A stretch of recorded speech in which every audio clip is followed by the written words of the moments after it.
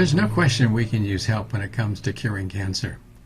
We need all the strategies that we can, both from the mainstream of medicine as well as from complementary and alternative medicine. And once in a while something comes along that offers great promise, and I want to tell you about that today. It's an herb, a Chinese herb called artemisinin. And it's been around for thousands of years, and it's been rediscovered in the last 30 or 40 years and brought back into clinical practice. It's used for malaria, and it's used for the treatment of cancer. In fact, there is a drug that's out that's approved by the FDA for its use in the treatment of malaria. It happens to be something that's safe, that's a chemotherapy. It's easy to use because it's just in pill form, taken a couple times a day. It's inexpensive, and it works on all cancers. What more could you ask for? And yet, it hasn't found its way into the mainstream. And largely because we don't have a lot of communication between the mainstream oncologists and from people who practice complementary and alternative medicine. And as we all know, that needs to be improved. That situation needs to become one that's more collaborative. And of course, we need to legalize it as well. Legalize that we do things besides chemotherapy, radiation, and surgery in the practice of medicine as we're treating cancer, because in the state of California, as in some others, it's a felony to try anything except for surgery, chemotherapy, and radiation.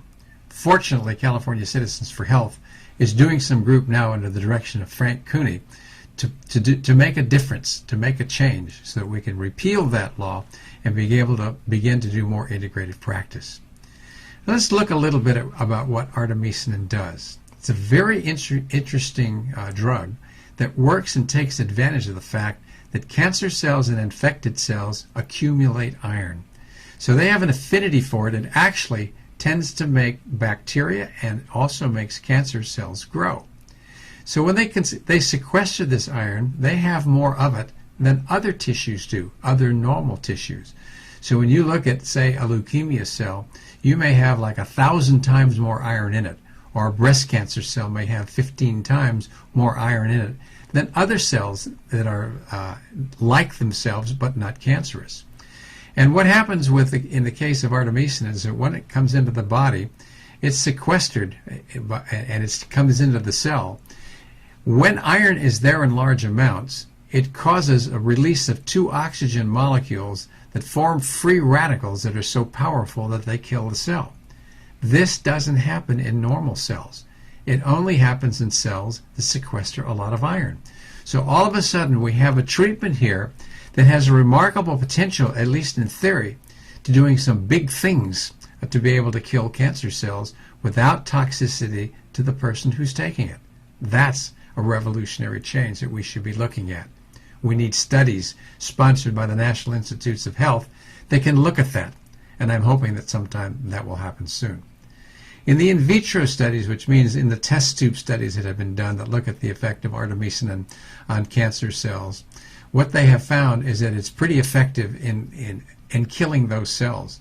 In fact, with breast cancer cells, about 28% of the cells are gone within about 16 hours that they're cancerous. And if you add iron to that combination, it's more like 98% of the cells are gone in about 16 hours. So that's pretty powerful treatment. In the case of leukemia, in only 8 hours, about 100% of the cells that are cancerous are destroyed. Now, some doctors have a concern about using iron along with artemisinin.